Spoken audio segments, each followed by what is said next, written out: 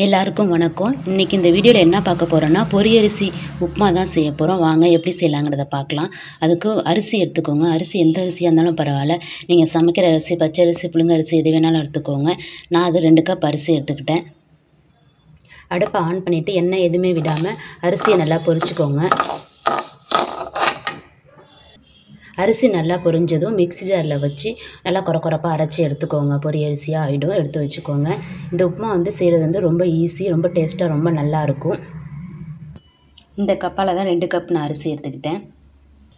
இந்த வீடியோ சீக்கிரமாகவே முடிஞ்சிடும். புதுசாக பார்க்குறவங்க சப்ஸ்கிரைப் பண்ணிவிட்டு பாருங்கள்.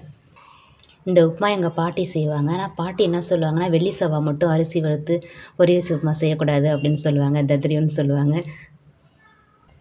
இந்த அரிசி மெல்லிசாக இருக்கிற அரிசி சீக்கிரமாக பொரிஞ்சு வந்துட்டு, அரிசி நல்லா எங்கே பார்த்தாலும் பொரிஞ்சு வந்துட்டு, இது திருவாதிரை களி செய்வோம்ல, அதே மெத்தடு தான். மிக்ஸி ஜாரில் இது மாதிரி கொரப்பாக அரைச்சிக்கோங்க. ரொம்ப மாவாக அரைக்க வேணாம், இது மாதிரி கொரப்பாக அரைச்சிக்கோங்க. நல்லெண்ணெய் விட்டுக்கோங்க. நல்லெண்ணெய் விட்டுட்டு கடுகு, உளுத்தம்பருப்பு, துவரம்பருப்பு போட்டு தாளித்து விட்டுக்கோங்க. உங்களுக்கு பிடிக்குன்னா வெங்காயம், பெரிய வெங்காயம் இருக்குது பார்த்தீங்களா, அது கட் பண்ணி அதையும் தாளிச்சிங்க. நான் அதில் பெரிய வெங்காயம் போடல.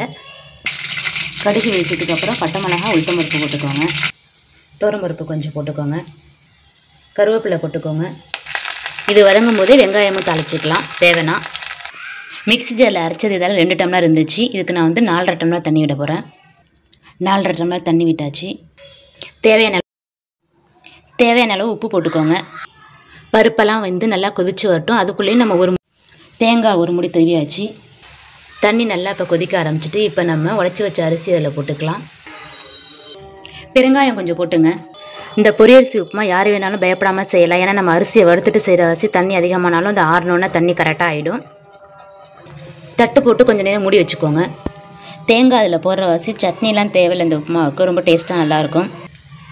இது போல் அமுத்தி மூடி வச்சுக்கோங்க. புளிங்கி நல்லா வெந்து வந்துடும். பொரியரிசி உப்புமா ரெடி ஆகிடுச்சு. வீடியோ பிடிச்சிருந்தால் லைக் பண்ணுங்கள், ஷேர் பண்ணுங்கள், மறக்காமல் சப்ஸ்கிரைப் பண்ணுங்கள். தேங்க்யூ.